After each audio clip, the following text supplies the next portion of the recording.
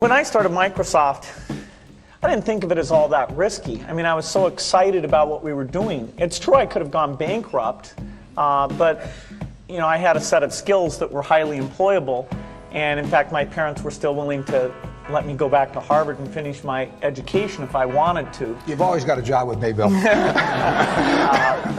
And the thing that was scary to me wasn't quitting and starting the company. It was when I started hiring my friends and they expected to be paid.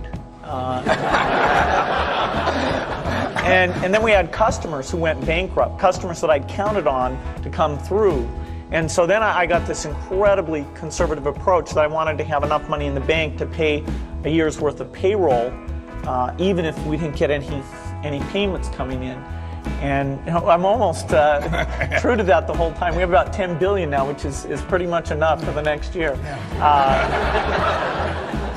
Anyway,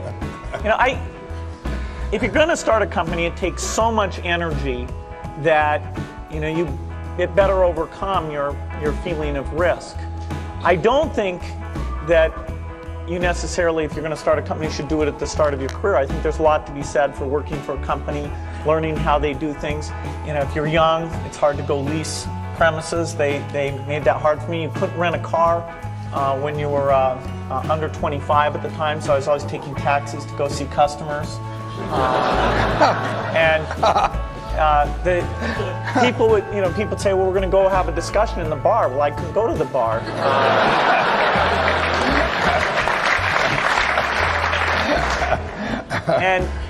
But that's fun, because I'll tell you, when people are first skeptical and they go, this kid doesn't know anything, then when you show them you've really got a good product and you know something, they actually tend to go overboard and they think, whoa, they know a lot. Let's really do an incredible amount with these people. So our youth, at least in this country, was a huge asset for us once we reached a certain threshold. It's hard to hire older people because they'll be a little bit conservative about whether they should come and take the risk. And it took 3 or 4 years before we could go out into the normal sort of employment pool. But those problems that come with starting a firm, you better think of those as part of the pleasure, part of the challenge that is part of the excitement. I want to thank Harvard for this honor. I'll be changing my job next year, and it will be nice to finally have a college degree on my resume.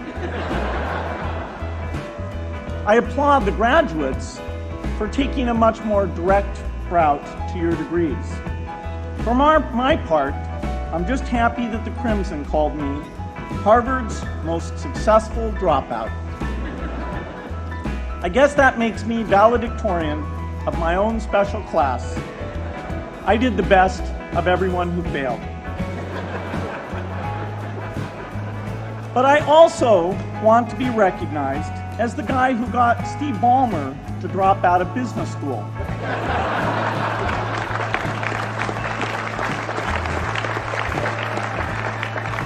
I'm a bad influence. That's why I was invited to speak at your graduation. If I'd spoken at your orientation, fewer of you might be here today.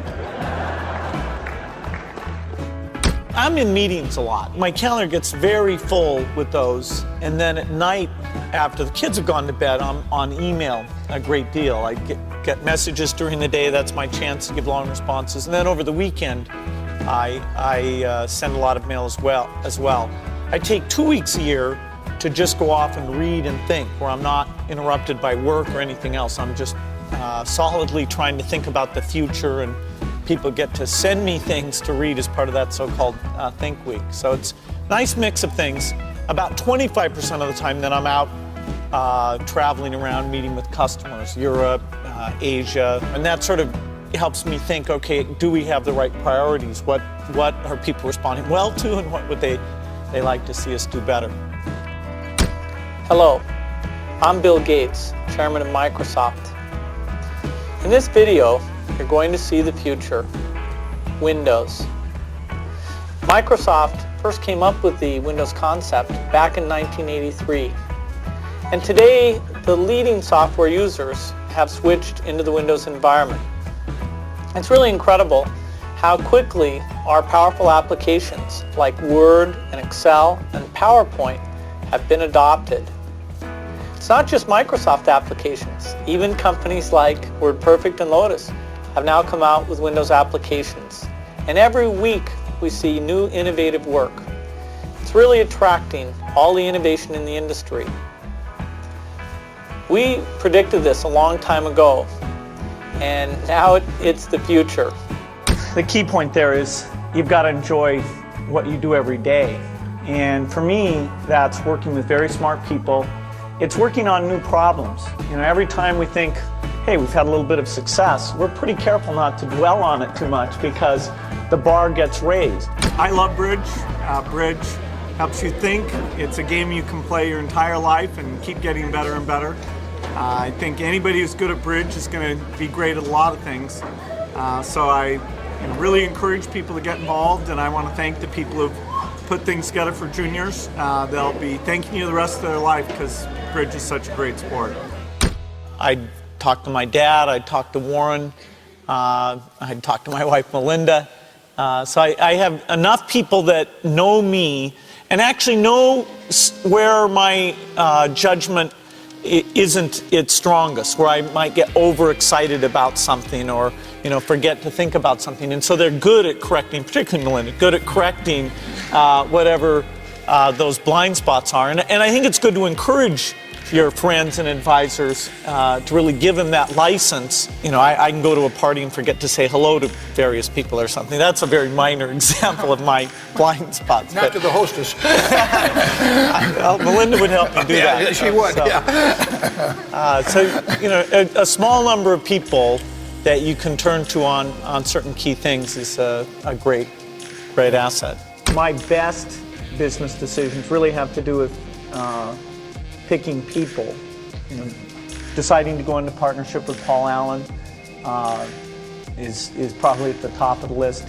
And then subsequently hiring a friend, Steve Ballmer. And having somebody who you totally trust, who's totally committed, who shares your vision and yet has a little bit different set of skills, and also acts as a check on you. Some of the ideas you come up with, you run by them because they're going to say, hey, wait a minute, have you thought about this and that? And just, the benefit of sparking off of somebody who's got that kind of brilliance, it's not only made it fun, but it's really led to a lot of success. So picking a partner is crucial. I had one habit that I developed when I was at college. It was actually a very bad habit, which was I like to show people that I didn't do any work and that I didn't go to classes and I didn't care. And then at the very last minute, like 2 days before the test, I'd get serious about it. And people thought that was funny. That was my positioning, the guy who did nothing until the last minute. Then when I went into business, that was a really bad habit. And it took me a couple of years to get over that. Nobody praised me because I would do things at the last minute, and I tried to reverse to students I didn't think that highly of, who were always organized and had things done on time. I'm still working on it, but procrastination is not a good habit.